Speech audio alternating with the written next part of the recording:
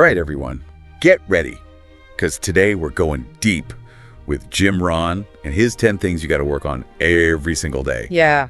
We're going way beyond the surface this time. We got his notes, of course. We've all seen the video. But we've got some pretty interesting thoughts of our own, too. Think of it this way. Okay. Every day, you're handed like a blank canvas. Okay. What are you going to make? What kind of masterpiece are you going to create on that thing? I like that. Because Jim Rohn says success isn't about some huge one-time effort, Right.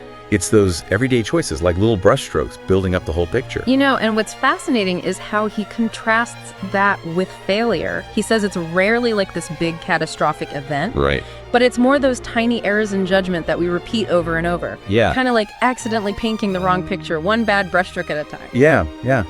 And he's not just saying, like, be positive and all that stuff. He lays out these 10 specific areas we should be working on, like, all the time, starting with attitude. Yeah. This is huge. He says it's not just important, it's literally everything. He even compares it to, like, the foundation of a house. Right. If the foundation's weak, nothing you build on top is going to last. Right. And he goes even deeper with that. He says your attitude's like a magnet. And that positive energy actually attracts opportunity. Have you ever noticed that when you're feeling good, things just seem to line up for you? Oh, yeah. That's what he's talking about. It's like your mindset is sending out this signal, and it influences the people you meet and the situations you find yourself in. But how do you actually change your attitude? Yeah. It's not just like flipping a switch, right? Right. Ron's not saying to just like put on a fake smile and pretend everything's awesome. No, definitely not. He's talking about consistent effort, small changes you make every single day. Like today you practice being grateful. Tomorrow you work on bouncing back from a setback. It's a journey, not a destination, Okay, so attitude's the foundation. What else is on Ron's list of must-dos? Communication. Rohn really hammers this point home, saying that it's at the heart of every single human interaction. Right. Whether it's your relationships or closing those big business deals, the way you communicate determines the outcome. Yeah, but he's not just talking about being a smooth talker. Yeah. Like, I feel like there's more to it than that. You're absolutely right.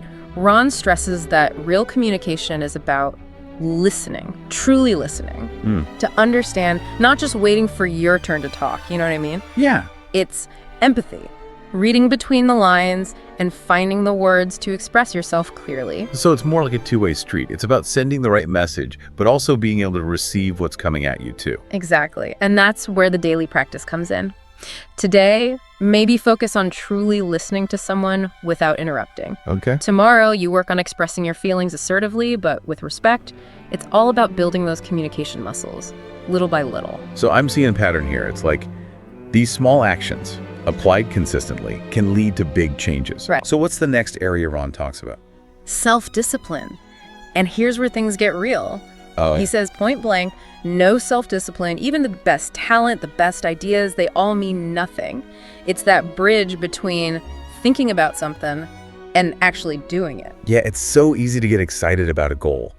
But then, like, actually sticking with it day after day, that's the hard part. He tells this story about a young man who was super talented but had zero discipline. Started projects with all this energy, then just abandoned them. Sound familiar? Yeah, I know that guy. Ron's advice. Start small, finish where you begin, build that self-discipline one step at a time. So, like, in terms of daily actions, it could be anything from sticking to your workout plan to, like, not checking your phone every 5 seconds when you're trying to work. It's about making the choice that moves you towards your goal, even when it's tough. Exactly. And just like with communication, the more you practice self-discipline, the stronger it gets. Okay, so we've got attitude, communication, and self-discipline. What's next on Ron's list of daily must-dos? This one's more internal, limiting beliefs. Ron makes this really interesting point that a lot of the time, it's not what's happening around us that's holding us back. Right. It's these stories we tell ourselves, like, I'm not good enough, or I'll never be able to do that, Oh, I think we've all been there. But how do you actually, like, fight those negative thoughts? They can be so loud. That's where Ron's message gets really empowering. He reminds us that those beliefs, they're just thoughts. And thoughts, well, they can be changed. It's not easy, but it is possible. He shares this example of a man who was totally stuck in negativity. And by shifting his focus to what was possible, his whole life transformed. So it's like you got to catch those limiting beliefs when they pop up and, like, question them. Exactly. It's like saying, hey, wait a minute, is that actually true or is that just fear talking? Yes. And that act of questioning can be incredibly liberating. It opens up space for new possibilities, new ways of seeing yourself and the world. Which is kind of mind-blowing if you think about it. If you could actually change those limiting beliefs, what could you accomplish? I mean, really. That's the million-dollar question, isn't it? And it leads perfectly to Rohn's next area of focus, time management. Uh-oh, time management. Yeah, he's got this great line. He says, we all get the same 24 hours. Right. It's how we use them that makes all the difference. Okay, but I'm already busy. Yeah. How am I supposed to manage my time better when I'm already, stretched so thin? And that's where Rohn makes this important distinction between being busy and being productive. Okay. It's not about cramming your schedule, it's about making sure you're focused on the right activities. Right. He suggests starting each day with a plan. Identify those most important tasks, eliminate distractions, and even schedule in breaks so you don't burn out. So he's like a productivity guru. But I'm starting to see how it all ties back to the stuff we talked about earlier. Mm-hmm. Like, you need the right attitude to stay motivated. You need good communication skills to delegate or ask for help when you need it. And then you need that self-discipline to, actually stick to your plan when things get crazy. Exactly. Each of these disciplines builds on the others. It's like they create this foundation for real, lasting success. Okay, so we've got the groundwork laid. We've got attitude, communication, self-discipline, conquering those limiting beliefs, and mastering our time. What else is on Rohn's list? Knowledge. Now, this one might seem kind of obvious, but Rohn argues that it's often overlooked. Oh. He was a huge advocate for, lifelong learning, always. Yeah. He said the world's changing so fast that if you're not learning and growing all the time, you're basically falling behind. He's not just talking about formal education, is he? No. I mean, come on. We're all busy adults. Who's got time to, go back to school? Exactly. He's talking about going way beyond the classroom. Okay. It's about finding knowledge that actually helps you grow and succeed. That can be reading books, listening to podcasts like this one, attending workshops, or even just, talking to people who are experts in their field. Okay. The key is be curious, stay engaged, never stop learning. I love that. He even tells a story about his mentor, a guy named Mr. Schoaf, Yeah? who had this saying, the more you learn, the more you earn. Clearly, Rohn took that to heart. Oh, absolutely. And it wasn't just about making money. It was about becoming a better, more well-rounded person. Right. The more you know, the more you can contribute, the bigger the impact you can have. Okay, so knowledge is power.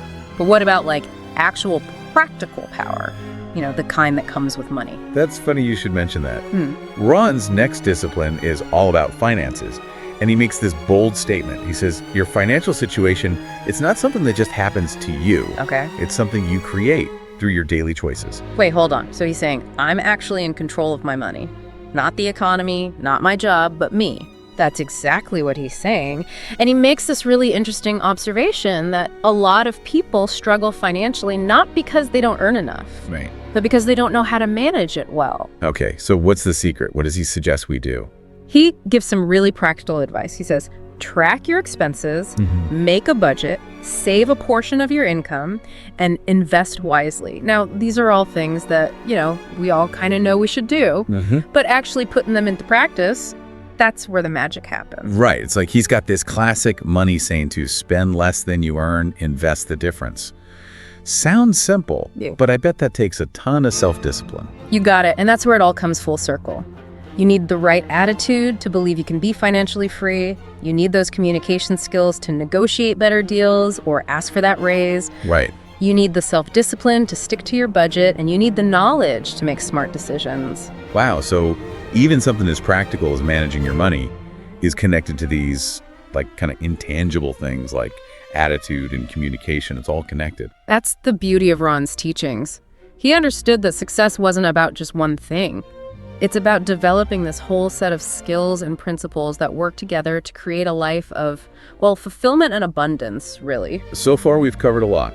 Attitude, communication, self-discipline, limiting beliefs, time management, knowledge, and finances. That's 7 out of 10. What's next on Rohn's list of must-dos? Personal development. Now, Rohn was a big believer in constant growth. He said, if you're not growing, you're standing still. And in a world that's constantly changing, standing still is basically the same as falling behind. Okay, but personal development sounds kind of vague. What does it actually mean to, work on yourself every day. He stresses that it's not about being perfect, it's about progress. It's about striving to be a better version of yourself. Always learning, always evolving, expanding your capabilities. It's a lifelong journey. So it's not just about learning new skills, it's about becoming a better human being. Yes. And he suggests focusing on things like self-awareness, skill development, emotional intelligence, and setting goals that are aligned with your values and your passions. And it's amazing how he connects this back to his point about the blank canvas, remember? Right. He says that every day is a chance to add new colors, new details, new dimensions to the masterpiece of your life. That's such a beautiful metaphor. It really highlights the idea that we have the power to create our own destiny, to create a life that's truly meaningful and fulfilling. I'm starting to see how these 10 disciplines are like the colors on an artist's palette. Yeah. You need them all to create a really vibrant and compelling work of art.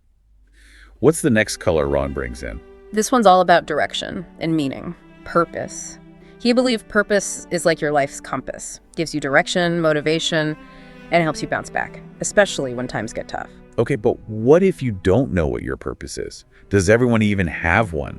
And how do you go about finding it if you don't? He acknowledges that discovering your purpose, it's not always this big, dramatic, aha moment. Right. It can be a gradual process of exploring, experimenting, and refining. So it's less about having a lightning bolt strike and more about paying attention to what lights you up, what gives your life meaning. Exactly. And he suggests spending time reflecting on what's truly important to you. Take little steps toward your dreams, align your actions with your values. So it's about figuring out what makes you come alive. Yeah. What gives you that feeling of this is what I was meant to do. And then, of course, actually going for it. Absolutely. And he tells this great story about this man who'd achieved so much success in the traditional sense, money, status, all the outward trappings. Mm-hmm. But he was miserable. It wasn't until he found his purpose that he actually felt fulfilled. It's a good reminder that all that outward success without purpose can feel kind of empty. But finding your purpose, that's where things get really interesting. It is. And so we come to the last of Rohn's 10 disciplines. It might sound simple, but it's incredibly powerful. Okay. Gratitude. He believed that gratitude is a game changer. It's about shifting your focus from what's missing to what you already have. Right. It's about appreciating all the good in your life, big and small. Yeah, it's so easy to get caught up in all the craziness of everyday life. You forget to appreciate what you have, the people in your life, the opportunities all around you. How do you actually cultivate gratitude? Well, he recommends a simple daily practice. Just take a few minutes each day to reflect on all the things you're grateful for. Yeah. Write them down, say them out loud, share them with someone you love. The more you practice, the more natural it becomes. So building any habit, the more you do it, the easier it gets. Exactly. And the benefits go way beyond just feeling good. Rohn believed that gratitude inspires generosity, kindness, and a desire to give back. It's when you're truly grateful for what you have, you naturally want to share that with other people. You got it. So if you're looking to bring more joy, more peace, more abundance into your life, start with gratitude. Make it a part of your day every day and see how it changes things. This is incredible. We just explored these 10 areas of life, from attitude all the way to gratitude. I'm starting to see how they all work together. It's he's given us this blueprint for creating a life that's not just successful, but truly meaningful too. And the best part, it's not about making huge changes overnight. Right. It's about making small, conscious choices each day that align with these 10 principles. It's about taking that blank canvas of a new day and intentionally creating a masterpiece. Okay, we've covered a lot here, but this is a deep dive after all. We're just getting started. We'll unpack even more of Rohn's wisdom in part 2. It's amazing how Rohn keeps coming back to the impact of these little things, these seemingly small actions, He's got this great quote. He says, "Success is the natural result of small disciplines repeated over time." It really hits home that idea of painting a masterpiece one brushstroke at a time. It's like that saying, even a tiny snowflake can cause an avalanche. One small action might not seem like much on its own, but when you put them all together day after day, week after week, it can create a huge shift. He's really emphasizing consistency here, isn't he? Yeah. It ties back to what we were talking about earlier with self-discipline and time management. It's not about finding this magic shortcut or waiting for the perfect moment. It's about showing up every day, doing the work, even when it's hard, even when it feels like you're not making much progress. And I think that's where a lot of people get tripped up. Yeah. Right. We want those instant results. We want the easy path. But Ron's saying that real success, the kind that lasts, that's built on those small, consistent efforts, those little daily choices that add up over time. He challenges us to think about this. What if you improved your communication skills just 1% every day? Imagine the difference that could make over a year. Or what if you saved even just $1 a day? Right. It might not seem like much at the time, but over time, those little things, they grow into significant results. It's like choosing the salad instead of the fries, or taking the stairs instead of the elevator. Right. One choice isn't going to change your whole life, but when you make those healthy choices consistently, over time, you start to see the impact. You got it, and it applies to everything. Finances, relationships, personal growth. What's one small step you can take today in one of these 10 areas that will move you closer to the life you want to live? It doesn't have to be something massive, just one little action aligned with your goals. I think that's a great challenge for our listeners. Think about that. What's one thing, just one small thing, you can commit to doing today that will make a difference in the long run? Write it down, put it on your calendar, tell a friend, whatever it takes to keep yourself accountable. Rohn also talks about the importance of unlearning. Sometimes we need to let go of old habits, old beliefs, and ways of thinking that are holding us back, I never thought of it that way. Yeah. It's not just about adding new things, it's also about making space for them, like getting rid of the clutter. He says sometimes in order to grow, you've got to let go. It's about challenging those old assumptions, those limiting beliefs we talked about earlier, and being open to new ways of thinking, new ways of seeing things. It's like cleaning out your closet. Yeah. Getting rid of the clothes that don't fit anymore. Right. The stuff you never wear. And then you've got space for new clothes that actually reflect who you are now. Exactly. It's the same with our minds. We need to clear out those thoughts and beliefs that aren't serving us anymore, the stuff that's holding us back from being our best. So how do you actually unlearn stuff? What does that look like? It starts with paying attention. Notice those thoughts and behaviors that aren't working for you anymore. What are the things you're doing or believe in that are causing you stress or frustration? Okay, but once you figure out what those things are, how do you actually, let them go? It's a process. It can be tough. It might involve getting support from a therapist or a coach, maybe a mentor. Could involve reading books, listening to podcasts on personal growth and transformation. Right. And it definitely involves a lot of looking inward, really examining yourself. Ron also talks a lot about purpose. He says that purpose gives your life direction. It's that thing that gets you out of bed in the morning. The thing that keeps you going even when things are tough. And he tells this story about a man who'd achieved a lot of material success, but he was deeply unhappy. Had everything money could buy, but no sense of purpose. It's a good reminder that true fulfillment, it doesn't come from just stuff, Right. or achievements. It comes from finding something that gives your life meaning, something that aligns with your values and your passions. It wasn't until that man discovered his purpose, his reason for being, that he truly felt happy. So how do we go about finding our purpose? Is it something we're born with, or is it something we discover along the way? Ron kind of suggests it's a little bit of both. We might have certain talents and tendencies that kind of point us in a certain direction, but it's also something we develop through our experiences, exploration, and reflection. So it's less about having all the answers right away and more about being open to the journey. Exactly. And as you explore, pay attention to what feels right, what feels authentic, what aligns with what you believe in. What are you naturally drawn to? What makes you lose track of time? Ron also points out that purpose can change over time. What mattered most to you 10 years ago, it might not be the same thing that matters most to you now. That's such an important point. We're constantly growing and evolving, and our purpose can do that too, right along with us. What felt like your calling at one point might not feel that way later on, and that's okay. It's a sign of growth. Yeah, like that quote, "The only constant is change. We're always in motion, and our purpose is no different." What matters is that we stay connected to what feels meaningful in each phase of our lives. Now let's circle back to one of Ron's most powerful principles, one we touched on before. Okay. Gratitude. He was convinced that gratitude could change your entire perspective on life. Yeah, it's easy to focus on what's wrong, what's missing, what we don't have. But Ron's saying we need to shift that and appreciate all the good, even the little things. He says gratitude isn't about ignoring challenges or pretending everything's perfect. It's about choosing to focus on the positive. even when things are difficult. It's about seeing all the good that already exists. So it's about finding those silver linings, those sparks of hope, even when things feel tough. Exactly. It's about appreciating the simple things, like having a roof over your head, food on the table, people who love us, the things we take for granted. He even says that gratitude's like a magnet, attracting more good stuff into your life. Right. When you focus on what you're thankful for, it creates a positive cycle. Like you're telling the universe, hey, I'm ready for more good things. So how do we develop that attitude of gratitude? It sounds great, but how do we actually make it part of our lives? Rohn's advice is to make it a daily habit. Take a few minutes each day to think about what you're grateful for. You can write it down, say it out loud, tell someone. The more you do it, the easier it gets. Like any habit, the more you practice, the more natural it becomes. Right, and it goes way beyond just feeling good. Rohn says that gratitude makes you want to be more generous, more kind. It makes you want to pay it forward. When you're truly grateful for what you have, you naturally want to share it with others. Exactly. So if you're looking for more happiness, more peace, more abundance in your life, start with gratitude.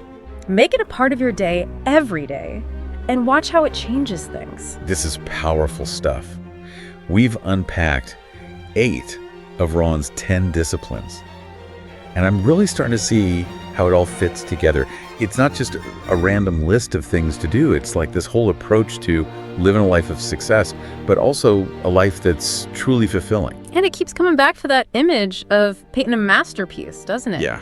Each discipline, it's like a brushstroke, a different color on the palette that adds to the beauty and richness of the final piece. It's amazing like how he ties all these things together. You know? Yeah. It's not just a checklist. It's like more like a web or something. Yeah. Like each element strengthens the others. Totally. Like a positive attitude, for example, it kind of fuels that self-discipline. Right. And then that self-discipline helps you manage your time better, Right. create space for learning and personal growth. It all builds on itself. You know what I mean? Yeah, and then you throw in like conquering those limiting beliefs and discovering your purpose. Suddenly, you're not just managing your time, you're using it strategically to create a life you actually want. Right. And running through it all, like this golden thread connecting everything, there's gratitude. It's like the fuel that keeps everything running. You know, it's funny, when I first heard about these 10 disciplines, I was like, okay, this is all great, but like, where do I even start? Yeah. But hearing you break it down like this, it's not as overwhelming as it seemed. Mm-hmm. It's not about changing everything overnight. Yeah. It's about making small choices every day that add up. That's exactly it. Rohn wasn't saying to just like completely transform your whole life tomorrow. He was all about those small, consistent actions. Remember that quote, "Success is the natural result of small disciplines repeated over time." It really is all about those brushstrokes applied day after day that create that masterpiece. So as we wrap up this deep dive into Jim Rohn's 10 daily disciplines, let me ask you this. What's one small step you can take today to put this stuff into practice? Yeah, it doesn't have to be anything big. Maybe it's spending 5 minutes writing down what you're grateful for. Maybe it's identifying one limiting belief and challenging it. Right. Maybe you take 15 minutes to work on a goal that's been on the back burner for a while. Just do something. Start building those daily disciplines into your life. Rohn had another great quote. He said, "Success is not something you pursue, but something you attract by the person you become."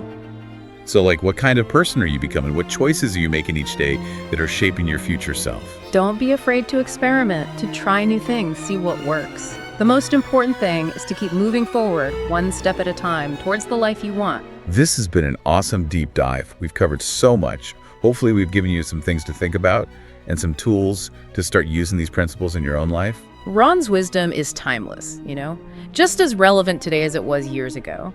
These 10 disciplines, they're like a roadmap for anyone who wants to live a more successful, more fulfilling, and more meaningful life. So embrace the challenge, commit to the journey, never stop growing. There are so many possibilities out there, and the only limits are the ones we create for ourselves. I love that. That's a perfect way to wrap things up. Thanks for joining us on this deep dive, and remember, you have the power within you to create the life you want. Until next time.